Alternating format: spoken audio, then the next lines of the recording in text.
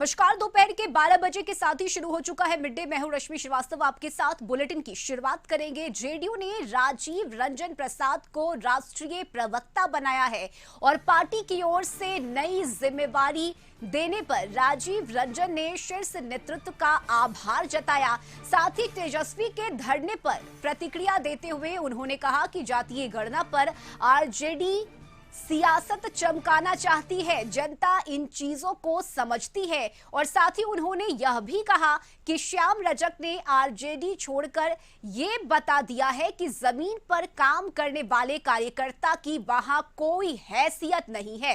साथ ही अशोक चौधरी के कद छोटा करने के सवाल पर राजीव रंजन ने कहा कि जेडीयू एक बड़ी पार्टी है। श्याम रजक पहले भी जेडीयू में थे। इतनी बड़ी पार्टी में सबके लिए जगह होती है, किसी का कद छोटा करने की बात नहीं है।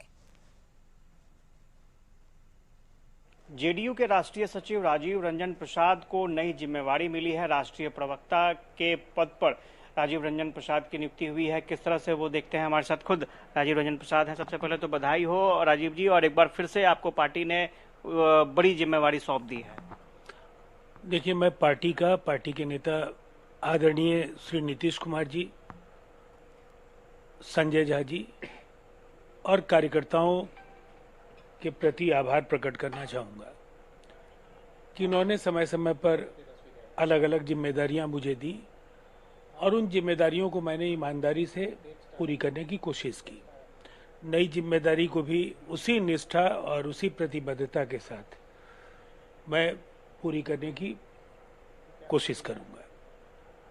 एक इंसिडेंट चूंकि आज का ही है कि आरजेडी के तरफ से एक बड़ा धरना दिया जा रहा है, जातीय गणना को लेकर राष्ट्रीय स्तर पर हो। इसके अलावा जो आरक्षण का दायरा बढ़ाया गया है उसे 9वीं अनुसूची में डाला जाए। किस तरह से देखते हैं? देखिए, जो परिवार केंद्रित राजनीति करते हैं, जिनके लिए एक परिवार विशेष के सभी सदस्यों का राजनीतिक सशक्तिकरण ही मूल मंत्र हो,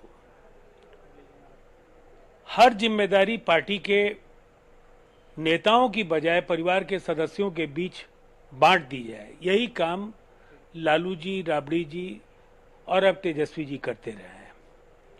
जहां तक जातीय जनगणना और आरक्षण के दायरे के विस्तार को लेकर के उनकी चिंताएं हैं, तो ये घड़ियाली आंसू बिहार की जनता जानती है। कह रहा है कि एक बड़ा दलित चेहरा आपकी पार्टी से जुड़ जाएगा, तो क्या उसका असर अंदर में भी दिखेगा? क्या अशोक चौधरी पर भी पड़ेगा उसका असर? क्योंकि विपक्ष के लोग कह रहे हैं कि ऐसा लग रहा है कि रिप्लेस करने की तैयारी है। नहीं, ये सब हर समय सियासत करने वाले लोग यही ढूंढते चलते हैं। श्याम रजक जी ने आरजेडी से इस्तीफा करके एक बात तो बताने की कोशिश की है कि जो भी मेहनत करके जमीन से जुड़ करके काम करने वाले कार्यकर्ता नेता हैं, वहाँ वो असहज हैं और उनका कोई सम्मान पार्टी के अंदर नहीं है, और इसीलिए श्याम रजक जी ने पार्टी छोड़ी है। आने वाले समय में चूंकि चुनाव भी होने हैं, बहुत सारे सवालों के जवाब का सामना भी करना पड़ेगा जेडीयू को। ऐसे में राजीव रंजन प्रसाद से पार्टी को काफी उम्मीदें भी हैं।